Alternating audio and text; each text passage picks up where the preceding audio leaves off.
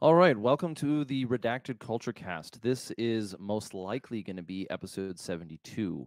One of the objectives that we set out when we started this podcast was to provide conversations and be a little bit more focused on how we think about things.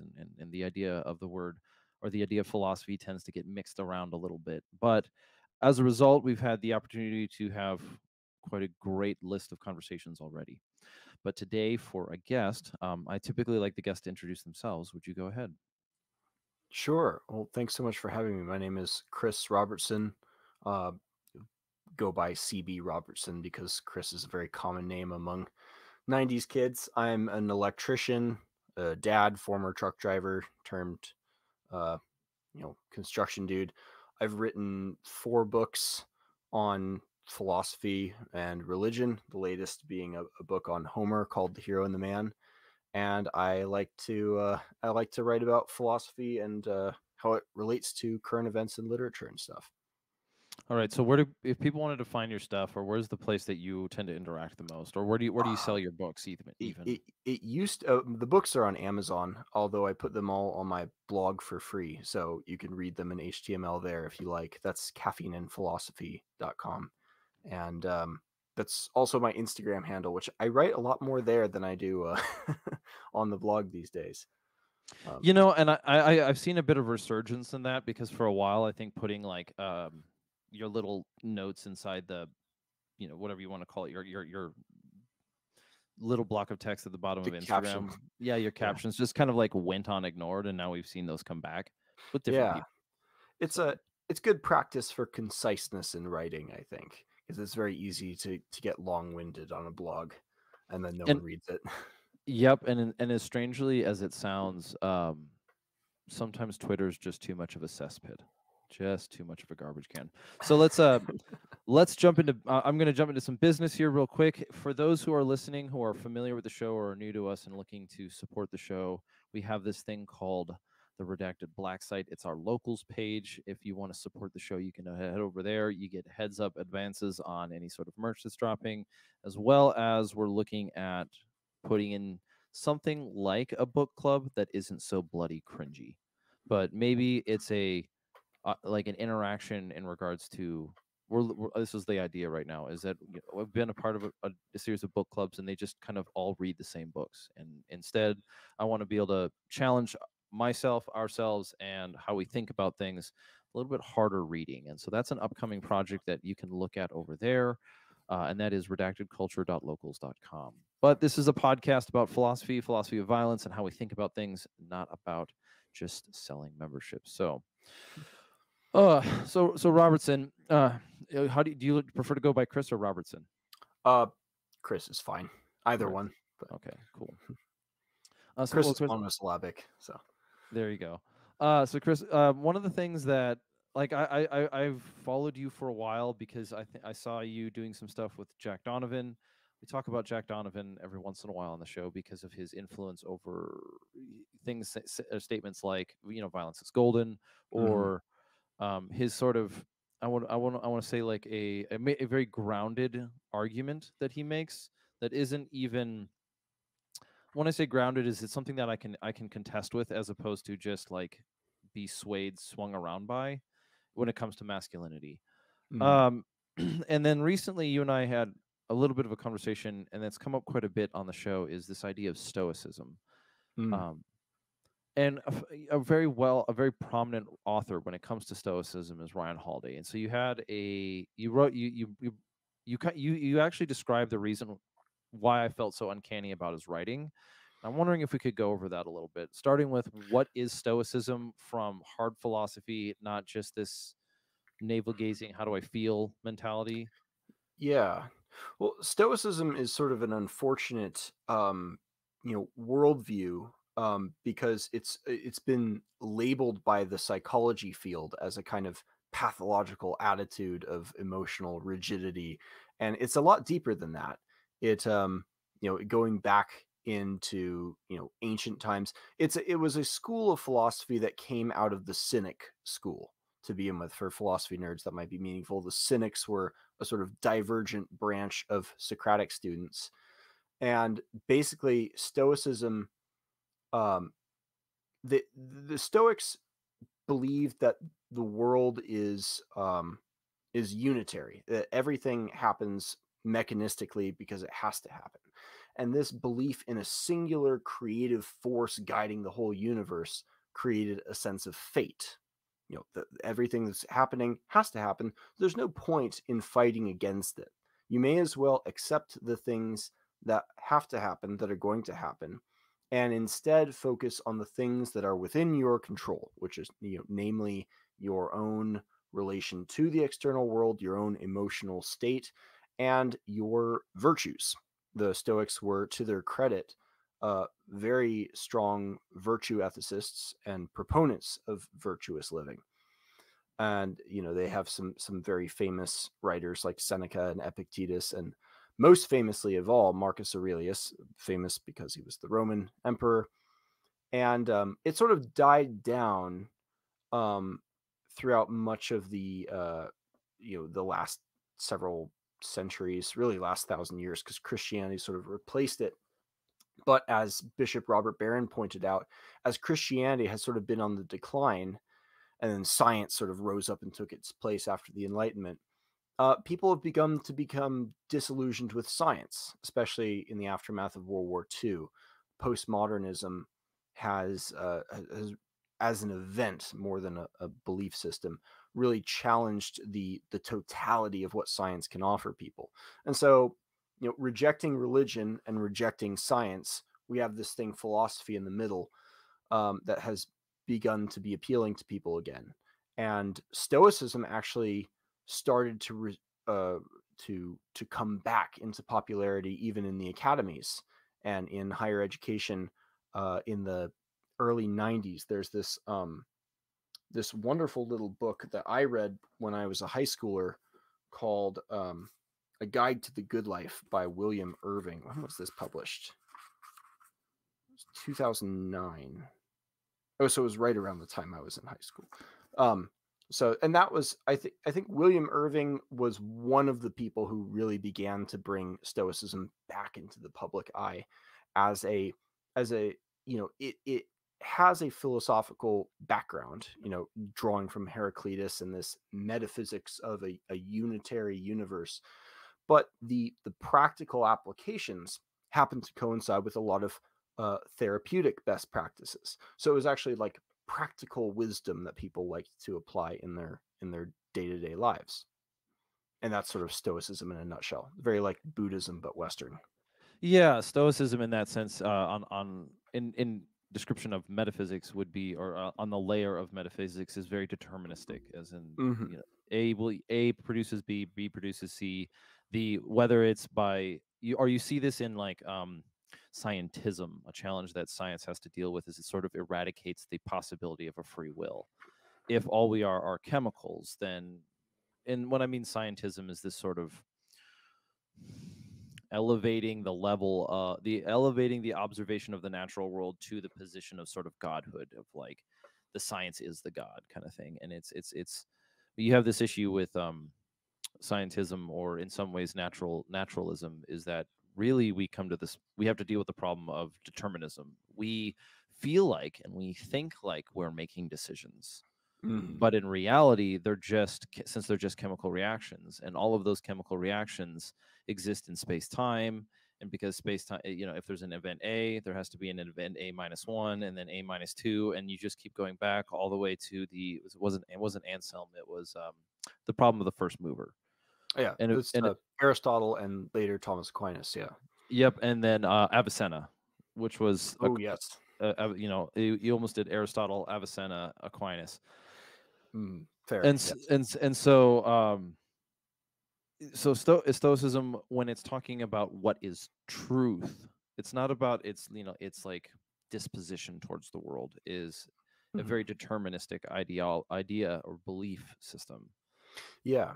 Yeah, I think that's been very helpful to separate it from what people refer to as Stoicism, which is this sort of grin and bear it attitude, which is the most probably famous line about it. Having read most of Marcus Aurelius and Seneca, they do have let's just say, a little bit more thought life to them than the stubbornness and sort of near solipsism of. Oh yeah, there is definitely a metaphysics at work, and they didn't arrive at their positions by means of sort of pragmatic psychological health pursuit, which is sort of how you arrive at like cognitive behavioral therapy and other sort of therapeutic approaches to, what's the most effective worldview to have to be a healthy person, or some other sort of psychiatric approach. It happens, as with Buddhism, that some of their conclusions coincide with what psychiatrists believe. But yeah, it follows from this, as you described it, this mechanistic determinism that they believed to be the result of a singular logos. That's where we get this idea in Christianity from. I shouldn't say where Christianity gets this idea of the logos from is they partially inherited it from Heraclitus by way of the Stoics. Mm-hmm.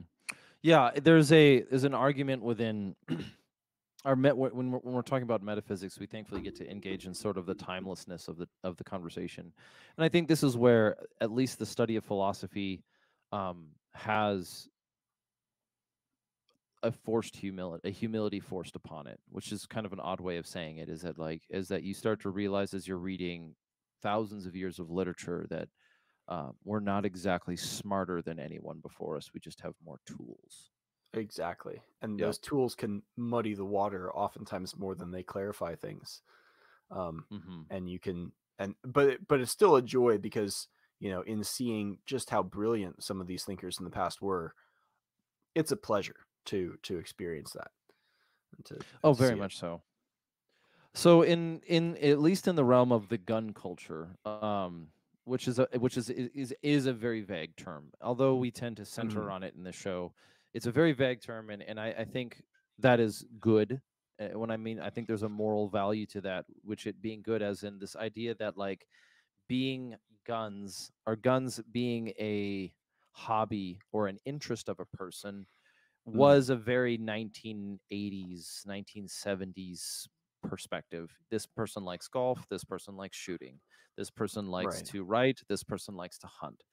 And then lately, though, and then this new paradigm, if you're familiar with, have you read Thomas Kuhn? I've been talking about Yes. him a bit lately. So, The Yes. Structure of Scientific Revolutions. Excellent. Excellent book. Yes. I'm working through it.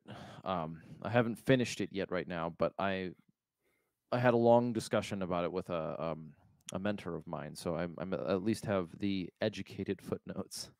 Nice. Uh, and the this idea of these paradigms rolling over, I think it's safe to argue that we're in, just like in the s- in just like in the scientific community in its argument, has these paradigms that build anomalies and then collapse under them, and then a new one has to be built. We're kind of in that space between right now where the new full paradigm hasn't completely taken place.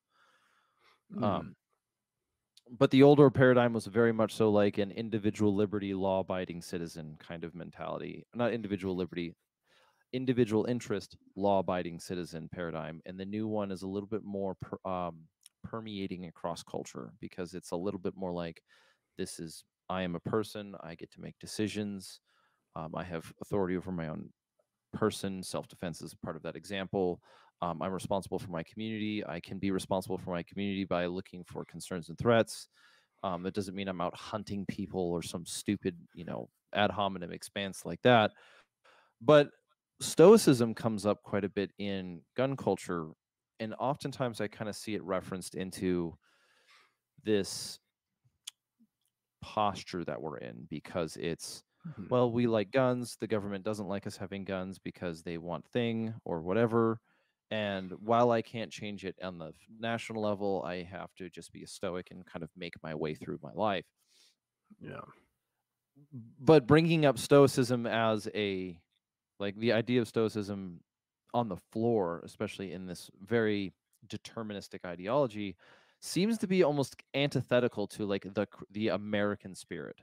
And so, Yes, I was smirking a little bit as you were putting these two things together. I was like, "Oh, I see where you're going with this." There is a kind of contradiction between the the new paradigm, as you describe it, for the reasons why people are, buying guns and training with them and practicing as sort of modern yeomen, you might say, um, in a military capacity for the sake and betterment of their nation as patriots, um, as a good English longbowman would have done. Hmm. And there's implicit in that attitude a belief that what you're doing can make some kind of a difference, and taking on a degree of responsibility for outcomes in your local community, or perhaps even beyond that, at the very least for your own welfare and your families. So I think the problem is that most people exposed to Stoicism in the gun community and elsewhere are getting exposed to a very shallow and superficial version of it, um, that doesn't go into that depth. So it's very hard for them to see the contradiction and to have to face and deal with that until they've already been sucked in, and now they identify as a Stoic because they've read Marcus Aurelius or a couple other people's books about Marcus Aurelius, perhaps. Um, and you get this sort of drawn into this quicksand of of a of a conflict of values that you didn't see in advance. Yeah, I mean, we talked about it briefly before, but the challenge that I had with Ryan Holiday's work, Mm. because he's written a number of books that he refers to as Stoicism, and this isn't necessarily just to be daggers in him, but it's I get the kind of what he refers to as Stoicism. The biggest challenge that I see in that one is it almost comes across as bravado. I'm less moved by the world than you. I am more in control of myself, and because I'm in control of myself, I can be in control of everything else. Um, Yeah. I don't know how much of his videos he's just mouthing the words of these, philosophers in order to convey them to his audience. So it like sounds like he's saying them about himself when he doesn't mean to. Um, but yeah, he does give that impression a little bit. I do think I know it's not considered good form to attack individuals. Um, I would I would make an exception in the case of Ryan Holiday for myself as an amateur philosopher in the classical sense of someone who does this for the love of the thing. Um, the fact that he is one of the more public representatives of what philosophy is supposed to be about and presents himself as a philosopher. He's not just the Daily Stoic, he's also the Daily Philosopher and the Daily Dad and a few other handles. Um, and is presenting about philosophy at like universities and military events and stuff. What Ryan Holiday is doing is not philosophy. I mean, philosophy at the very end at the end of the day is about asking questions and is about delving down into um, you know what must be true if I believe X or Y, and asking hard questions about your own beliefs. Holiday sort of does the opposite of that. What he is very good at is very good at writing. He's an excellent writer, and he's very good at marketing. His first book, I think, was actually quite interesting for people who aren't aware. His first book is called "Trust Me, I'm Lying: Confessions of a Media Manipulator." Now, normally when you hear a book called Confessions, it's sort of implied that you then stop doing the thing you're confessing about. I don't believe that's the case with Ryan Holiday, based on how his social media accounts continue to operate and how he interacts with people. You wouldn't expect someone who reads Marcus Aurelius, who never published anything in his life. Meditations came out posthumously, probably against his wishes, but who knows, to be publishing books every year and to be publishing public letters condemning his own father in the New York Post editorial columns and things like that over political disagreements. This is something Marcus Aurelius did the exact opposite of. So I think what you have, and this is not just true in philosophy, it's true in every field, is mhm. there when something starts to rise in popularity, there's always like some, am I allowed to say Olight manufacturer? Um, so someone coming in to, you know, make some money off of a, a perceived market need without really doing the work or having their heart in the product itself, and you end up with inferior quality products. But if you have good marketing, you can still get a lot of money and publicity out of it. The abuse of style over substance, or aesthetics over, the the Yeah. aesthetic of being the need, of meeting the need, as opposed to maybe a commitment to it. And that is a hard question, Yeah. especially to answer within, especially the gun industry, because Mhm. we may encounter examples of things that look very much so like this affrontation to our ethics, and the ethics being something like, if you're going to make something and you're going to bring it to market, you better damn do your best at it. Yeah, well, and at least be sincere and to try. And if it's not your absolute best, that's okay. It can be a starting point, and you can build from there. But within the domain of philosophy, we sort of already have a name for this dichotomy, and it goes back to Socrates and his arguments with the sophists over the question of whether it or not is better to be wise or to be perceived as wise. Yes. And that can actually take an extreme form. Is it better to be wise and be perceived unwise, or is it better to be perceived as wise even if you're not wise? And based on his I mean marketing skill, he is very skilled, and people can learn a lot from him, I think, on that front. Running these channels and so forth, uh, but also on his interactions and the presentation of the content itself, which is often self-contradictory. It's not developed. It's just inspirational quotations without any exploration. I think Holiday is a perfect example of what a sophist might look like today. Okay. Yeah, because I bring this up not necessarily because I can even say, like, I did get something out of his writing. Sometimes Sure. maybe I didn't get what I thought I was gonna get or I wanted to get out of his writing, but I did get something out of it. And perhaps sometimes you have to read things that don't give you the fruit that you were expecting, but eventually it adds into something else. And I think that's, Oh yeah. Well, that is a humility that we take on. When it comes to the sophistry, though, I don't.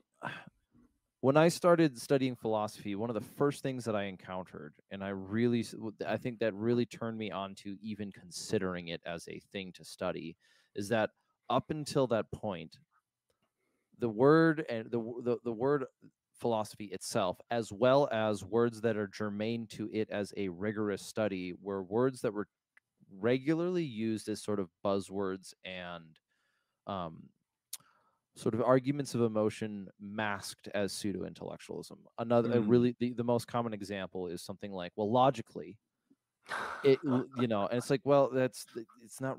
Are you inferring? Are you is what are we coming to? What do you mean by logically? I mean, is it that there's no contradictions, or is this a modus ponens? This is a modus tollens? What you're not.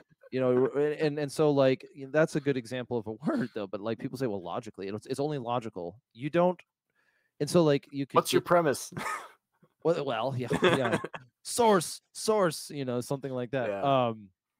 But I think in when it comes to the field of philosophy too, or even the field, but like, it's kind of universal. Everyone has to engage in it in some way, because if it really is what you think about reality, then you really kind of can't avoid it. You can just Yeah. be less conscious about it, for sure. But the challenge that comes to this question and this idea of metaphysics, even, or even a worldview, is that for so long, or for as long as I've been alive up until recently, this word philosophy is something that our business philosophy is. And then they'll say their goals, and it's like, no, it's not really. We want to be loving and caring and show the world that you can have blankets too. And it's like, no, it's not really a Yeah. philosophy. Our philosophy would be that, like, I don't know, how would what is the philosophy of blanket company? It's Yeah. And it's become euphemistic in a lot of different directions too. It can Mhm. be a catch-all. Well, that's my philosophy, as if a, an attitude you have or a belief you have is unchallengeable because that's just what I believe. And it's used in the negative sense too. Like, people say, "Oh, I don't want to get too philosophical." I mean, or that's kind of a philosophical question, as if that's something that, head in the sky academics who don't touch earth can ponder about, Hmm. away from us fun people having over here at the party.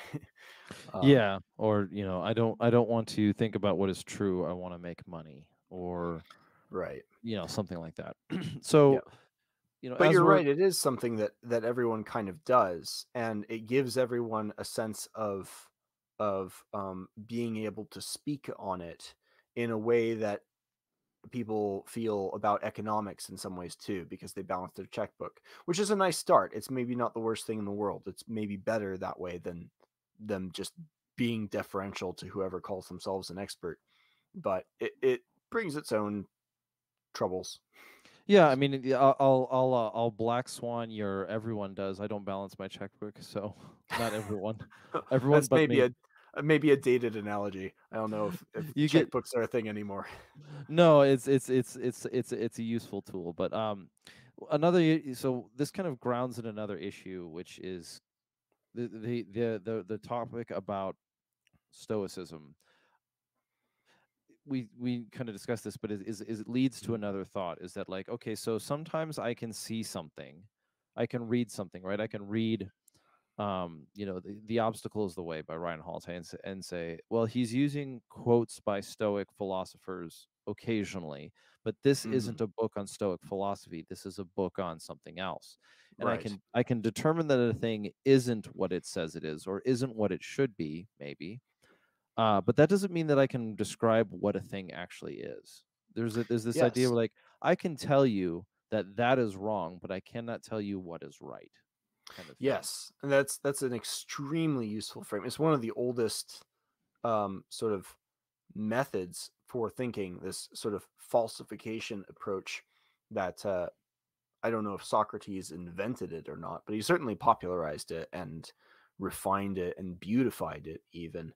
And it's the model that we use for science today. It'll just be, here's a bunch of people trying things out and making assertions, and have other people try to tear it down, and we'll see what holds. It's not the best approach for everything, but it can be a very good approach for getting solid empirical bedrock to build from. Hmm. Yeah, because there's this argument that I guess there's this problem that comes up pretty commonly, and that is this is science, it's not philosophy, and the response is sort of like wrong. That's just the only thing that I can say, is that, like, is that philosophy is the foundation of science because it begins with a metaphysical argument, and then it gives it and epistemological arguments, maybe even just assumptions at this point in time. One, Yeah. metaphysics, the world exists. Two, things can be learned through repetition, and can be observed, which is an epistemological claim. And because of those two things, when I combine them together, I get the scientific method, which isn't science, but Yeah. Well, the scientific method is not even singular. This is something that Swiss, I believe, philosopher of science Paul Feyerabend pointed out. It's like, when you go back into the history of science, the greatest moments of progress forward were not instances of scientists rigorously following best methodological practices, but throwing the rules to the side and coming up with the best approach based on the context of the thing that they were studying, and just reasoning through, and reasoning almost isn't the right word. There's another brilliant writer, Robert Pirsig, author of Zen and the Art of Motorcycle Maintenance, who talks about how, the most important part of science is in many ways the hypothesis process, the hypothesis generating process. What do I think? What should I even be investigating? And what would make sense based on what I know before I even figure out how I would test it? What kind of questions should I be asking? mhm. Guide science far more than the methodological systems we develop. And that's not a scientific process in itself. That hypothesis generation is much more creative, almost artistic. And to say, well, that's not scientific because it's not like data driven, is to completely misunderstand the nature of what science is. I wrote a piece for Jack Donovan's project Pater on the spiritual origins of science, but it goes into some of this. But even in modern science, we imagine, the process of science. You start with a hypothesis and then you generate a controlled environment where you can run experiments. Okay, that means paleontology isn't science then, does it? That means evolutionary psychology isn't science. Really? Do we want to say that? And the biology and chemistry don't have the same standards for what methodology applies to them. At the end of the day, science is guided. The only good definition of science that unifies the things that we call science descriptively is this inquisitive spirit that is pursuing truth for its own sake and not for as a means to some other end. And that's actually indistinguishable from philosophy. It's just, where are you applying this philosophy, and what tools do you have at your disposal to pursue this information? So I read Persig a number of years ago, and I was not a fan. I was not Really? I was not a fan. Well, partially because um, I ride a motorcycle, and I Mm. was studying philosophy at the time, and I riding a motorcycle, and I found very little to do about motorcycle maintenance, and very little to do about what I thought was good, rigorous philosophy, and a lot Ah, to do with and the problem is, and this happens, this is why we have conversations like this, but this happens pretty regularly, is that you sometimes miss the one piece that's good. And mm. there's always like a sigh of despair, I think, that when someone comes to the recognition that I generally have to read 1,000 pages before I find one that's good, but that one that's good is usually really good. Oh yeah, and it's And so worth it. Yeah. it is, and you have a similarity when it comes to like overlanding with a motorcycle, is that you can ride 1,000 miles, and one of those miles will be worth it, but the other 999 are just kind of like not Yeah. really there, and it's weird how that works. So the whole the response that I had, the challenge that I had with Persig is yes, I agree with him in his argument, or yes, if you're going to describe it that way, that there's something less about trying to figure out the answer and more about trying to figure out what's the question, if that's what you were to Yeah, I mean, I don't think that's unique to Pirsig. What Pirsig gave to me was this idea that the most important driving aspect of science, because Pirsig was trying to find some bridge between what he called classical beauty and romantic beauty. These two attitudes are in conflict, and they're these hippies that are cool and fun, but they can't fix their own stuff. They can't fix their drippy faucet. They can't fix their own motorcycle. They're flustered and frustrated by the physical world.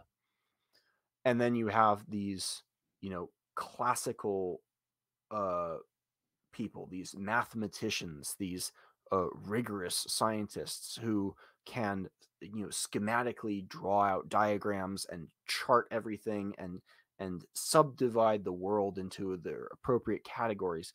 And yet there's a je ne sais quoi, something missing from their experience of the world. They're missing that romantic quality that gives life its spark.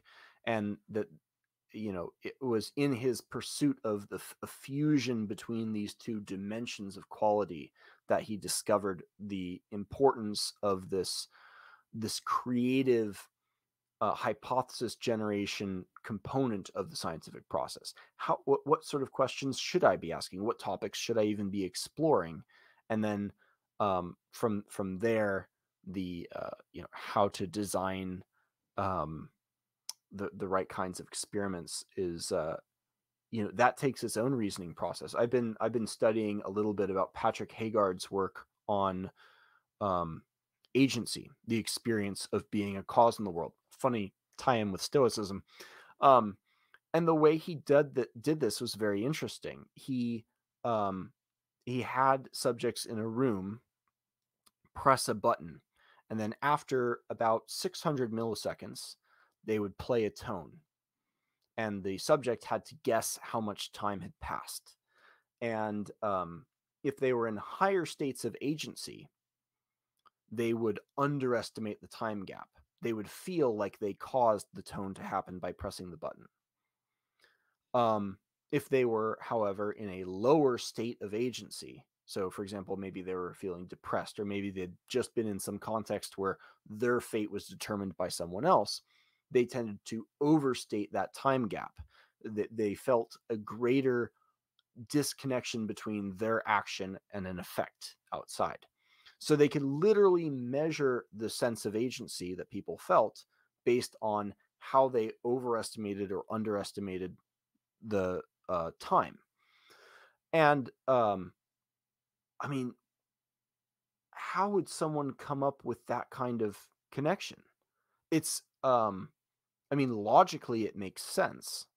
That's sort of what agency has to mean, but that's not something that setup, the connection between button pressing and how they'll perceive time will be a guide to some kind of agency. It could have been just as possible that people who are in higher or lower states of agency consistently overestimate the time gap and there's no difference. But because there was a difference in time gap, we now have something like a quantifiable gauge of how much agency someone is feeling. That doesn't come from data. That the ability to put those facts together doesn't come from methodology. It comes from a kind of intuitive understanding and understanding how to ask the right questions of what must be true if this is true, and how would I test that. Yeah. And it's a fun experiment because it ties in its substance into shooting. You pull a trigger, then there's a short time gap, and then there's an effect, or there isn't if you Well, miss. it's quite specifically the thing about it is quite specifically one of the things that I think makes war so attractive is that when you are in a gunfight, you either know or you are in a state of agency. That's probably the best way of saying it. Is that when you're in a gunfight, the horrors that people experience in things like World War One, where you have no idea when the mortars are going to come, you have no idea when the gas is going to come, right? All of these terrors, right? This is Mm-hmm. you're seeing sort of the industrialization of war wreak havoc on the human mind. But also the other thing about it, and I think this is gonna sound a little strange at the beginning, hopefully makes sense at the end, is that we do take for granted a little bit that in the grand scheme of the world right now, the American military is very good at war. We generally only, and one of those things is we have the luxury or the privilege or the capability, whichever word you want to use today, to basically pick and choose a lot of our battles. For example, we don't have anybody going to war on our own territory, generally speaking, right? There's this kind of correlation between trauma and the age. I think you could actually make a really strong argument for that agency gauge being correlated to what we're calling PTSD, which is very Mm. vague. And I have an issue with the way that we talk about PTSD generally because I believe it's heavily overdiagnosed without maybe understood, or maybe even better, we are treating the symptoms of what happens without addressing the problem of it. And the problem of the thing that happens is PTSD often, in from what I've observed and read and studied and engaged with, I've come to the conclusion that one of the primary factors that produces what we're referring to PTSD is simultaneously being in a high stress scenario with low agency. I don't have a Yes. I don't have a lot of control over my scenario. But the reason why I think a lot of men who have been to war, who are good at war, and I mean good at the gunfight, is because they have this experience where anything that is not important to them goes away. You're not worried about taxes, you're not worried about your 401k, you're not worried about your dental plan, you're not worried about what you're eating. You're in a gunfight, you think shoot, move, communicate, reload, find, fix, and destroy the enemy. You have these sort of goals, and I know that, and the beauty of, it's not beauty, it's not the it's not even the seduction. The agency producing element of that gunfight is that I know that if I align my sights and pull the trigger and hit my target, it's going to have an effect. I know that if I don't do this thing, if I don't put bullets in the gun, it's not going to shoot. And that same feeling, that it produces either that, or it produces, or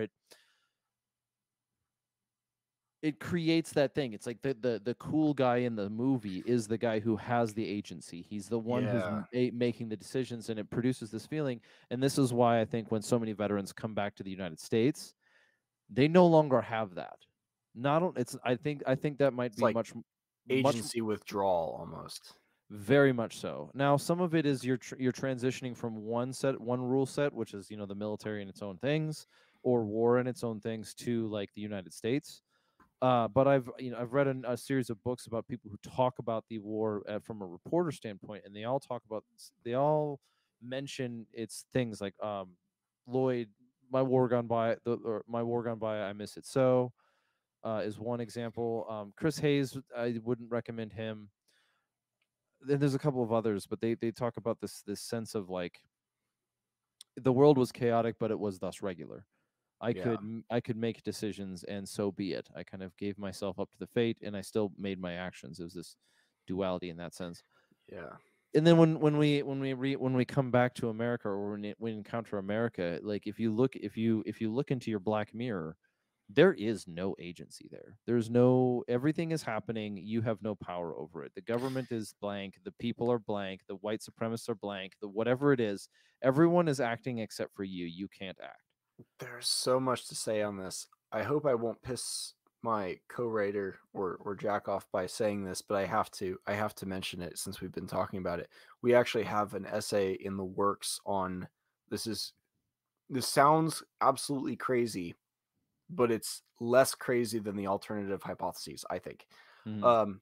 This idea, this hypothesis that shooting, the act of shooting, possibly throwing, but I think shooting really might have been the cause for the origin of human consciousness. As providing the right incentive structure to reward consciousness. And by consciousness, I don't mean subjective experience in a Thomas Nagel sense. I mean the self-awareness, the kind of self-awareness that passes a mirror test. Now, there are other animals that don't shoot that also pass the mirror test. So there's, human consciousness might be different than other animals' self-awareness. But what you have in shooting is this small time increment, experience of I perform an action and then there's an effect where the cause and the effect are different in time. Because if I swing an axe at a tree, my action and the impact on the tree are the same. My movement and the tree's movement or being hit happen simultaneously.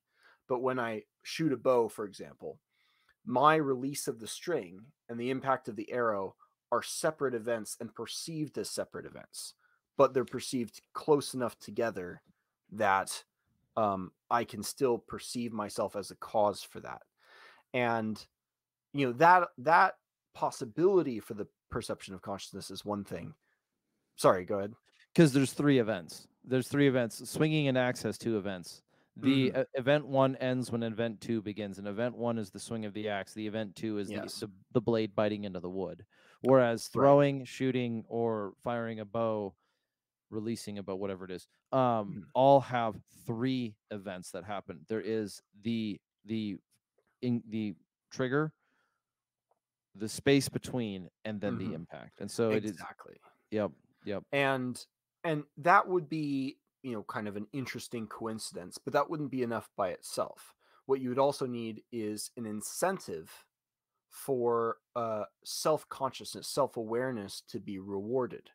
Well, if you miss, it's good to correct yourself. What did I do wrong in that release? So you have both the setting in which the development of self-perception, perceiving myself as the agent here is possible, and a reason for why more self-aware people would be rewarded with more hits on your bunny or your enemy tribesperson or whoever that you're shooting at. And in that small time block that permits building into broader uh, time experiences of consciousness over time. And I mean, that by itself is quite speculative, and it's still speculative, even with more evidence. But going back to philosophy and morality, the generally understood difference between ethics, or I'm sorry, not ethics, virtue and morality is a virtue is just an excellence. A virtue is some quality about yourself that is positive. Morality is not exactly the same as virtue. Morality concerns right action, right choice. And the oldest words that we have for morality are those pertaining to sin. Yep. Sin is moral failure. And sin, in not just Greek and not just Indic, but also in Hebrew, which is not even an Indo-European language, all three of those root words for sin mean to miss or to miss the mark. They tie in with archery. So the origins of our sense of morality, which is the self-conscious, self-perceiving kind of ethics, we might say, it's not exactly the right term, but you get the sense, as opposed to virtue, all use archery and shooting as their root metaphor. So it's a speculative argument, but there might be something very significant to self-perception and consciousness in shooting, at least at our evolutionary past. I'm not saying, people who don't shoot are not conscious. Obviously we are. We have this now. But as some, perhaps shooting taps in with that correct object of consciousness in some way, because it does feel like many of the pathologies today, not just PTSD, but anxiety, depression, most of these illnesses for which, a quarter of American women and a fair number of American men are prescribed pills these days, could be described as excessive consciousness. Excessive. Why would you say excessive consciousness? Because I think of it as like anxiety is the feeling that you get. Anxiety as a pathology is the state where you are incapable of acting because your ability to perceive cause and effect are muddied. Like you have, Yeah. they're tied together, right? Depression Mhm. is a depression in many, and I'm talking about my own life, right? So Okay. when I think of how my mind is functioning when I'm anxious, is that I'm looking at a kaleidoscope of things that need to be done, have been done, could be done, should be done, and actions that could possibly lead to them. But those actions all go into a knot, a ball, and then they come out. And so the direct line between do this, get that is Yeah. broken. Depression is when I look at a cause and an effect, and I don't believe they're linked anymore. It's so I almost Yeah. become deterministic but incapable of moving. And so I Yeah. think You of have those kind of things. you have consciousness minus agency, Yeah, essentially. so consciousness minus agency is a really good one for that. Um, Now this is kind of where we're going to have to make a divergence though. Okay. Not a divergence, but like in the theory, in your argument regarding the act, let's just say, of throwing or shooting in a sense is the thing that creates consciousness. I come from a very much so like Christian. I come from a Christian tradition Mm. and a Christian metaphysical foundation, especially grounded in, or that is most commonly understood in our contemporary circle as sort of this Reformed Baptist. It's a bloody, messy field when you start getting into denominations and Sure. locality and all this other kind of stuff. But it does come down to some truth statements. And one of them would be like, in the beginning, God created. I know there's a lot of arguments over whether or not God created the world in 6 days or in 6 million years or 6 billion years. But I think the most important statement in that sentence is, in the beginning, God. Mm. Everything else is sort of comes from that. And then Yeah. this is, of course, in the Christian tradition, which comes from the Jewish tradition of the Torah.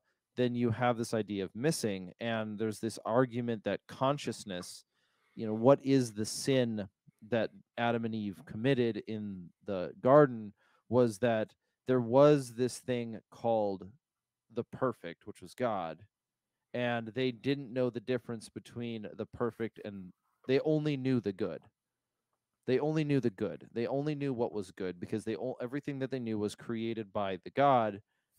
And then when they ate of the tree and they sinned in that process of saying there Mhm. is the God, but then there's something else, the act of sinning in a sort of Augustinian explanation is that sin entered into the world in the void created between the actions of man and the goodness of God. And so Yeah. so You're that sort of missing the mark where the mark is divine perfection, is God. yes, You're and falling short. Yeah. you're falling short. You're just and so in the same way that sickness is to health, or cold is to heat, or or shadow is to darkness, so is this the idea of sin being fit into this world, which is there is the thing that is true and right and good, and whatever it is that you're doing is insufficient.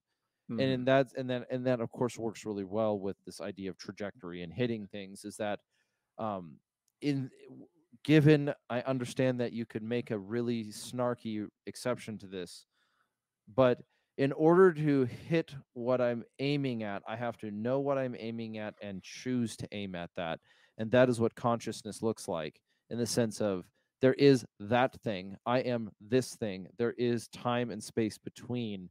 And consciousness is the ability to see how those things interact and that Yeah. they are separate and perceive such things. Well, it sort of goes back to that delineation we did before between consciousness in the general sense of, does this being have subjective experience? Is it like something to be this person, versus that self perception? So we might be thinking of two different kinds of consciousness, because there are many animals that are very proficient hunters. Um, hawks and tigers and things that are um, conscious in the sense that they have a subjective experience of the world. They can perceive objects and pursue them and differentiate food from not food, but Hmm. they don't perceive themselves in that act. And perhaps they're better hunters because of it. They're in a sort of perpetual flow state, we might say. There's a cost to that kind of self-awareness. And going back to shooting a little bit, some of the Zen masters of Kyudo, this archery martial art spiritual practice, uh, their aim is to lose that consciousness entirely. It's almost more important than hitting the target in some ways. Well, you see a recreation of this in modern contemporary language of like being in a flow state, Mhm. or your work, you're Or in, ego death. or ego death or deep work. These all attribute to a similar thing where Mhm. I am so invested. Or even video games. There's a perfect example.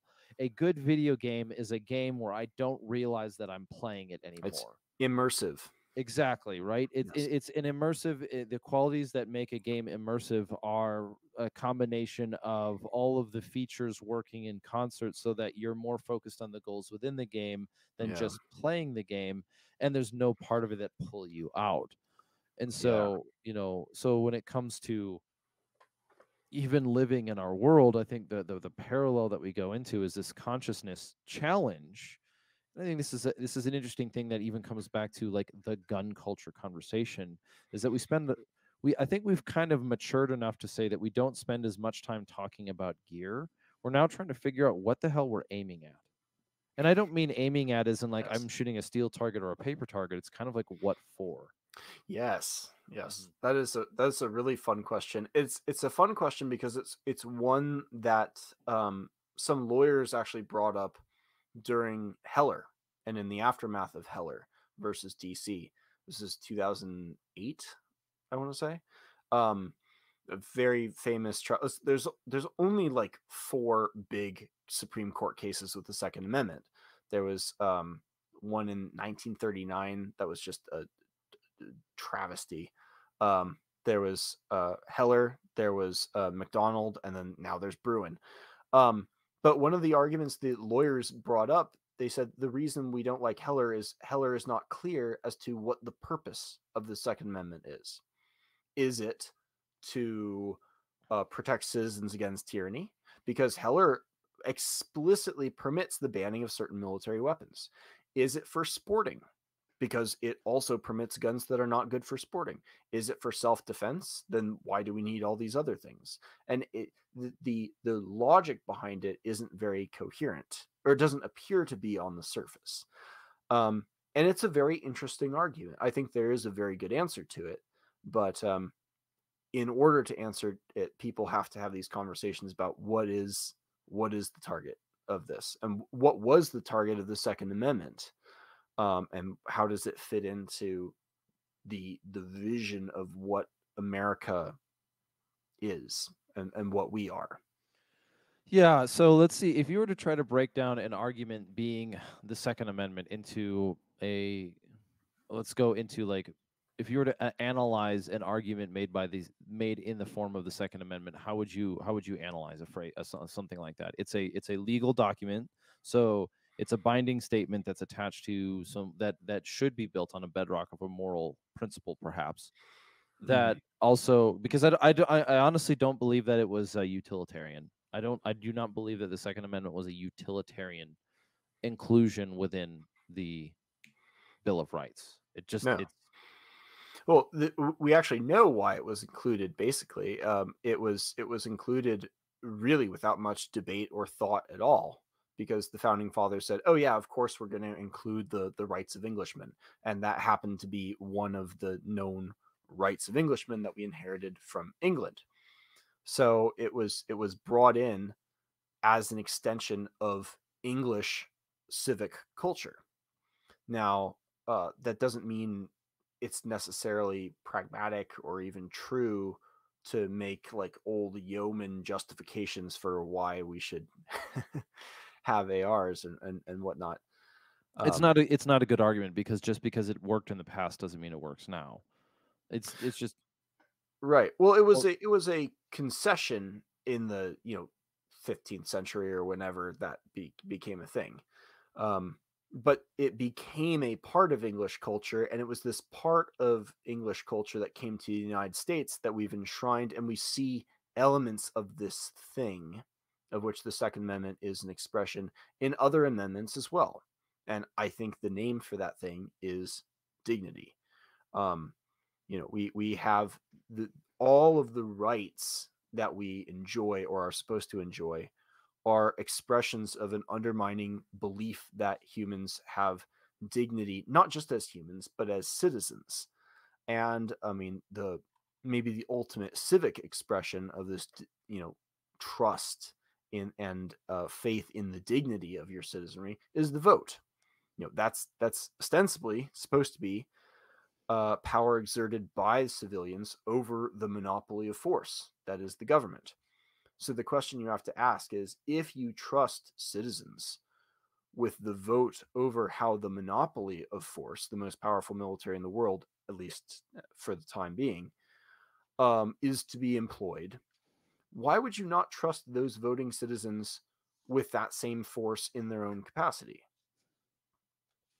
that I think that's a very that's an uncommon explanation. I suppose, of course, it's probably a good thing.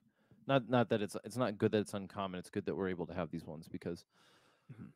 I mean, let's just blow past it. You're not going to hear that kind of explanation in common social media until, and as it's changing, it may change. But the argument, if I can resummarize it, is that um, in our day and age, one of the best examples and arguments for the existence of something akin to the Second Amendment is if the people exert their political will through the vote that includes control and direction of the military, which is a weapon, which employs weapons for the extension of the will of the people.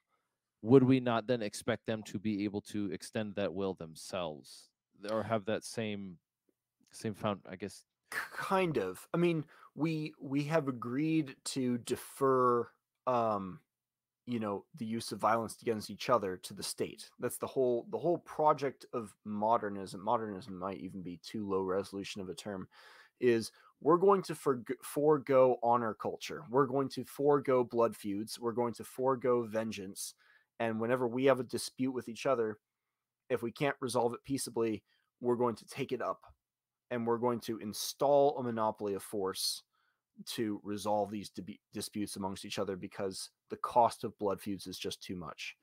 That's what Justice Oliver Wendell Holmes talks about as the origin of all of Western law back in the Germanic tribes, as well as in the Greek tribes. We see this in Aeschylus. We see this even in a visionary form in Homer, kind of.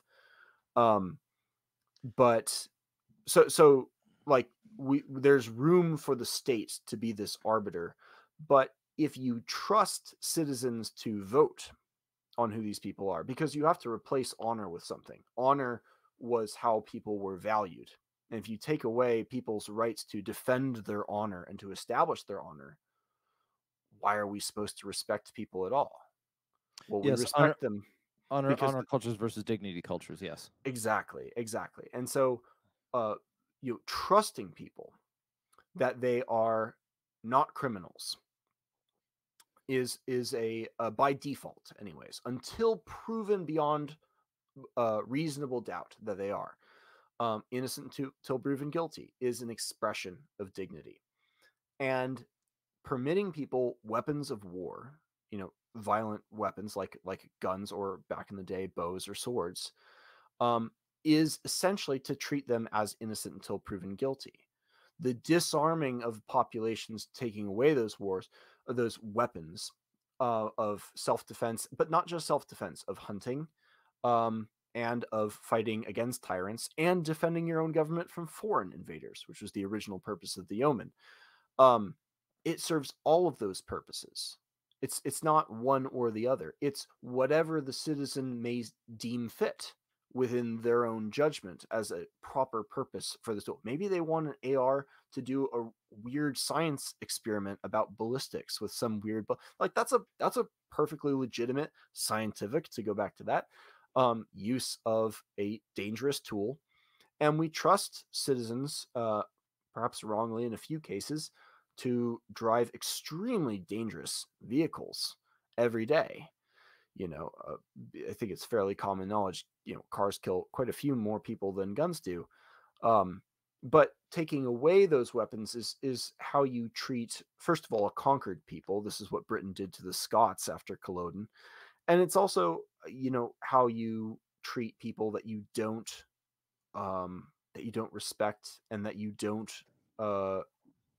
respect their dignity. And I think one of the big problems civically that we're facing in the United States is there is a kind of contempt that you can sense from a lot of our, not just leaders, but also pundits. And the contempt is kind of palpable. And unfortunately, you see that in the many of the gun debates you mentioned on social media. It's on one side, it's why do you need this weapon, baby killer things. On the other side, it's shall not be infringed. And it's like, well, that's pretty low resolution in either side. It's a lack of respect, unfortunately, for the intelligence, and a lack of faith in the other side. Yeah, there's a big problem that I think that goes into it. Quite frankly, is that I think let's just take the example of what happened recently. Is that you had this event going in Nashville, and this person chose to go commit a violence. They chose to go do a violence, right? And as a result, children died, and people lost their lives because this person chose to go kill people. And of course, this is the current thing that we're talking about. And if you go and, it's like, why do you need a thing? You've got this argument of utility that comes out. And what ends up happening is that the people on one side of this camp, because there is no middle ground when it comes to guns. And I think that's a pretty weird place to be, but we're as we're looking at in our culture, and especially if you want to go back down to the layer of metaphysics, I think that what we're seeing right now is two different commitments to a metaphysical worldview are metastasizing into antithetical and non-symbiotic isn't the right word. They're metastasizing into two worldviews that are so incompatible with one another that they're touching each other doesn't work. It's what you call good, I call evil. And what happens is So the one side is trying to figure out how do they're going to talk about this very dehumanizing approach. So you're not allowed to have that because you're not a citizen, you're a subject. You don't need Hmm. this. Either somebody else will do it for you, so you're incapacitated, or you don't need it because I believe you're evil, and the only thing that you could possibly ever do with this is something wrong. And it's like, okay. And then the other side is trying to figure out whether or not the person they're arguing with is malicious, or whether it's malice or ignorance. And Yeah. I like, quite frankly, I don't think that there's a difference. um Yeah, it's I mean, I think in the case of the vast majority of advocates on both sides, it's far more ignorance than malice, but the talking points that they are given to um to repeat and mouth after they've been instructed on how to talk about these things are given to them by people who are malicious. So it's and it's quite well. I think if you go up the chain, you can see it in their faces, the malice, and it gets weirdly theological very quickly. Any I don't know if you have an atheist audience at all. It I know you'd best you'd we're best mixed. start believing in religions. You're in one, in Yeah. religious warfare. Uh, James Lindsay, a mathematician and something of a scholar on Marxism now, has been doing a just absolutely Herculean job in diving into the origins of queer theory and CRT and SEL and this kind of thing. And it is profoundly religious. The not just the shooting that we saw in Nashville, but the BLM riots. Um, on the surface, it is very much it's a political thing. It's a reaction to an event. It's whatever. The people who coordinated and organized these things are very much religiously motivated. They are, and you should be absolutely skeptical and disbelieving of me when I say this. Don't believe me. Do you look into it? Listen to James Lindsay's arguments. See if they seem reasonable to you. Um, because when I say they are hermetic Gnostics in a satanic cult, I would not have believed my words 2 years ago. It's a it's a Yeah, very specific terminology, right? So yeah. we've talked I don't know exactly how much of the audience.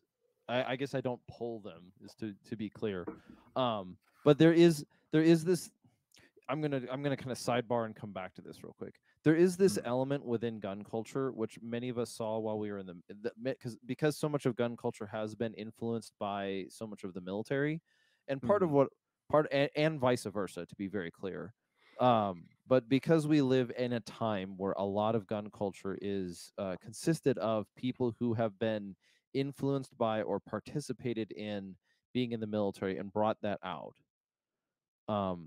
out with them to just the broader spectrum, the broader world, maybe because of the amount of veterans that exist. uh, there has been this consistency amongst people within gun culture, especially people who are Christians, who say things like, I don't want to offend you, but I'm a Christian, and so I'm going to tell you what I believe. That And it's, seems so unchristian. well, I mean, it does. Unchristian. The thing that I find I strange have about it, fear of offense. well, yeah, J- right. I I guess mean, didn't Jesus call people vipers and hypocrites? I Jesus, if from reading the New Testament, Jesus and understanding the Pharisees and what they believed, and if you understood who the Pharisees were, what their presuppositions were, what their beliefs about themselves were, the things that Jesus said to them to an average listener would probably not stick very clearly until you understood exactly what he described them as, because they were extremely accurate descriptions of very pointed moral and perhaps even to some extent an ontological claim, but he was making statements about them that were very precise. It wasn't slander and quick throws. It's I, like, I hope people speak that way about my labeling Ryan Holiday as a sophist. Pursuing Yeah, the I appearance of wisdom. And anyways, I didn't mean to derail. but the point thing is that within gun culture there seems to be this attitude where like, oh, I'm a Christian and I don't want you to feel bad about it. And I think what we've done is we've moved on from that phase. We've moved on from that era because if you're existing in this environment and somebody says I believe these things and that offends you, that's your problem, dude. You know, Mm-hmm. that's it is 100 now Yeah. given, cuz and let me put it this way. I've heard it said multiple times and put it this way like, "Oh, um I don't want your beliefs shoved down my throat." And there's always a sense of there's always a sense of oddness to this. It's like I'm explaining to you what I think is true, Yeah. and I'm explaining to you why I think it's true, and I'm talking about what I believe to be true. Do you want me to tell you what I don't think is true so that you will listen to me? I'm sorry, I have integrity. I Yeah. believe that you have enough strength of character to hear something that I'm going to say. And if that bothers you, then even if I even if there even if it was like I get it. It sounds a little aggressive, but even if it was the case, like there is no point in hiding it. There's no point in being like, "Oh, well, I'm a Christian, but it can apply to other people." It's like, "Hey, dude, I mean, we're adults here. There's a complaint that happens in special operations all the time is that why do people act like children? Oh, there's a whole lot of explanations for that because it's not always the case, but you know how it goes. Um, but it's like I'm not waiting for you to mature anymore. We're trying to go. We're trying to figure this thing out. We're Yeah. trying to go somewhere, and if we can talk honestly about it, go ahead. So that being the case, kind of diatribe aside, um, where were we going with this one? We were talking about We're talking about speaking, without fear of offense. yeah. Well, speaking without a fear of offense, and or no, we were talking about religious institutions within Mm. the Western world right now. Is that I run into this problem too, which is the is ought divide kind of thing. And there's a difference between philosophy and theology in an academic sense, but in a metaphysics, epistemology, logic, and ethics sense, there's no difference between the two. You don't think They're so? no, not at all. Okay. There's no difference between the two because they're both asking and dealing with the exact same questions. They are, though. And tell me what you think of this. I get a sense when I read a theological text versus a philosophical text. Philosophy is it goes everywhere.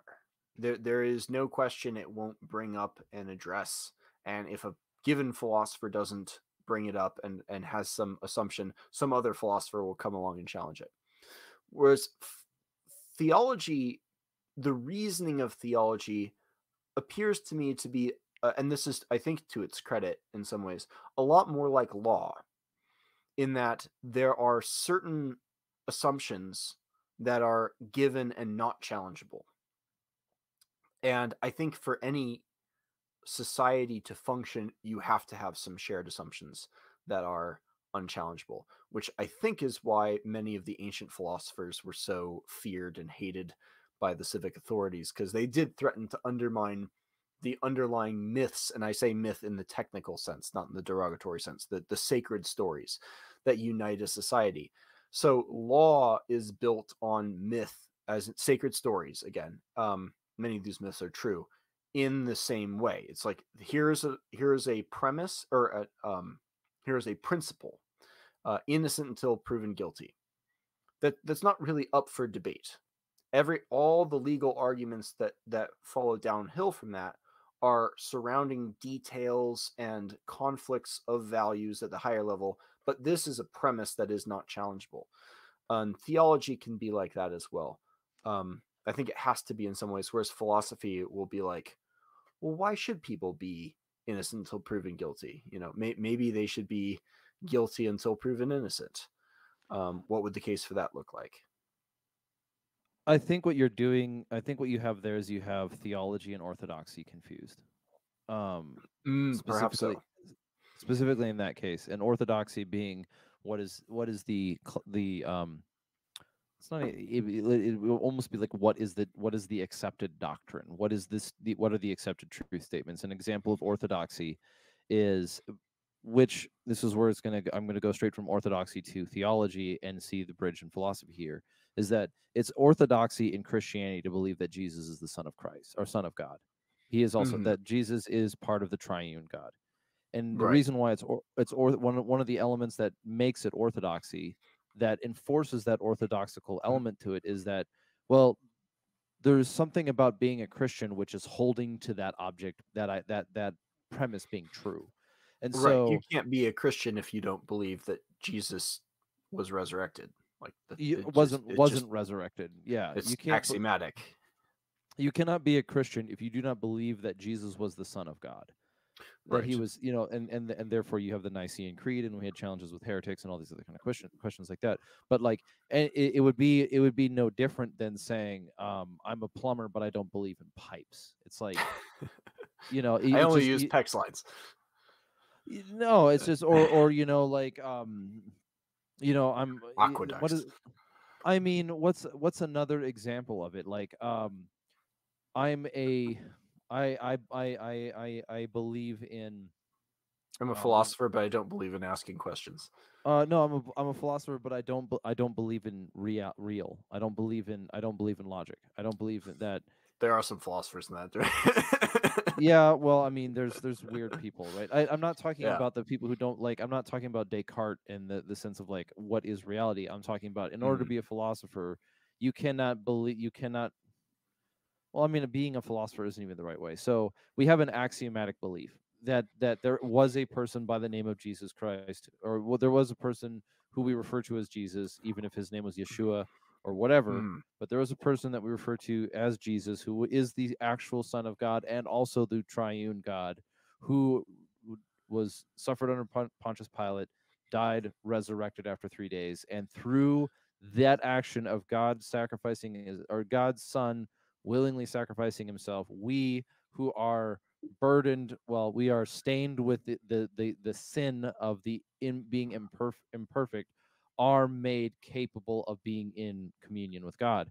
And Right. so the axiomatic statement, though, is I can question whether or not Jesus exists if philosophy is simply asking questions, but I have that conclusion baked into the cake because I can't really be a thing if the thing isn't a thing. A is A. Yeah. And So so if you answer that question the wrong way, you cease to be a Christian. it, by definition, would be the Right. correct answer. Now, there is attached to this sort of there is attached to this understanding that there are many implications and layers of what that translates to, and with some Hmm. sense of humility, we accept that we as human beings are not perfectly capable of seeing, and so there's going to be some measure of variance across human perception, but that doesn't Right. change the thing from being true or not true.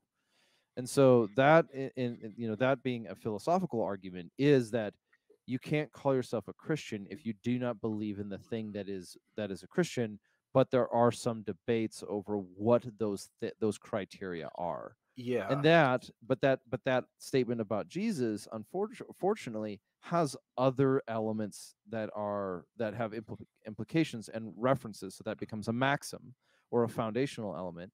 And then so we would have arguments like, well, then there is the created world, and then there from the is the created world, we're starting to try to understand all these different things. And So so we could almost reach a point of categorization going back to the science thing before to say that all theology is philosophy of a kind, but not all philosophy is theology. And same with science. All science is philosophy, but certainly not all philosophy is science.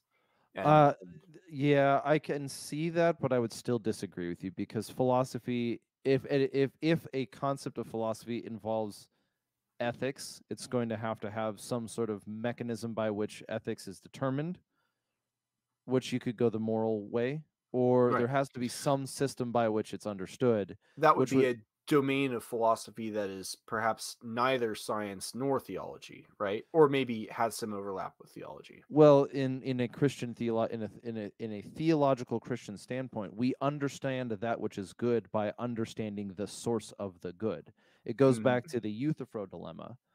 is Yes. it good because God says it is good, or is does God say it is good because it is good? Does God love that which is good, or is it good because God loves it? And the answer is the second. We understand that goodness is a thing. We understand morality because it is given by the author of it. And whatever is the author of morality is functionally your God. And Mm, so, even if you have a non theistic religion, you still have some rubric by which you understand morality and you have whatever. an object of worship or high value and relative low value. You could go the Jordan Peterson route, which is a hierarchy of values. Whatever sits at the top is what everything is measured by. That thing happens Hmm. to be your God. Or you could go the other example of, in order to claim that a thing is good or not good, it has to come by some standard. And what is it that defines that standard? And the fact Hmm. that you're dealing with the is and the ought means that we know that there has to be a standard, and you can't, there is no functioning in this world without both the is and the ought, and therefore everything is, every engagement that we, everything that we engage with is, has an is component and an ought component. And because of those two things, they are fundamentally what you would refer to as philosophical but also theological. And so Hmm. philosophy and theology really are the same study, but in our categorization separate Yeah. the two, where in philosophy we tend to start from a position of pure reason, whereas in theology we Yeah. answer those same questions with a theological foundation. With This almost seems to go back to the Robert Pirsig point because, I mean, what you're describing as theology might be spoken of by Catholics in particular as systematic theology, which is something you might see someone like, you know, Bishop Robert Barron, or outside of Catholicism, someone like William Lane Craig do. But or N.T. Wright's probably a better example. But Wayne Grudem is one of the more common ones today. oh, It, okay. I'd say children are children, huh? Students who attend a school, especially a more founded or a foundational school, who will Mhm. be taking a systematic theology, are much more likely to interact with Wayne Grudem Okay. if you're talking about within the American, maybe just like the broader Protestant circle. Gotcha. Okay. Um, But that kind of systematic theology very much deals with the is side. But there is an ought component in both philosophy, which can be very off-putting to logicians, and to theology as well, that is much more artistic, um, that deals that is, as Robert Pirsig might say, more hip and more of the romantic style. And I should be clear here and forthright. I am not a Christian, so take my opinion on Christianity with a grain of salt. But I think you see this in the Bible. If you were to read the Psalms as some kind of uh, tool for systematic theology, you would be reading the wrong genre and in danger of misunderstanding the point, I think. I would challenge the premise that systematic theology is more about the is than the ought. It has a good combination of both. I think the systematic attempt is the idea of a systematic theology is an attempt to like essentially create a framework by which all of this material is understood. It Oh, might okay, be, so it's a little more overarching then. In either yeah, case, but even we're when, acknowledging both the is and the ought as you're describing. yeah, and it's difficult too. So like you could read something in the Psalms where David is referring to using a reference to something about the majesty of God. It's like, well, it's not literal. Right. And so you got to deal with these issues of like, how do I understand when it's literal and how do I understand when it's metaphorical, and Yeah. how about both? When is it both? When is it neither? And Yeah. there is a there is kind of like a classic theological and philosophical problem is the problem of evil, and is how, if God is a good God and all perfect God and all knowing God, how is it possible that evil could exist? Right. And this sort of, like the Sam Harris breed of atheists that came out of the 1990s would think that they would use that reference as a stumping question, comically and very quickly understood as being somebody not interested in the 2,000 years of literature of people that have answered that question multiple times. Right. One of them being most famously Augustine, which is this idea that, well, what we call evil is simply the lack of the good. Hmm. But that being aside, um, it is, that being aside, as far as like the correlation between philosophy and theology in this sense, is this is why I would make the argument that they're actually the same thing. We just call a philosophy, we call a philosophical, right, maybe a metaphysic, to be a theology, when the axiom of that belief is a god of a personhood, maybe is another Yeah. example.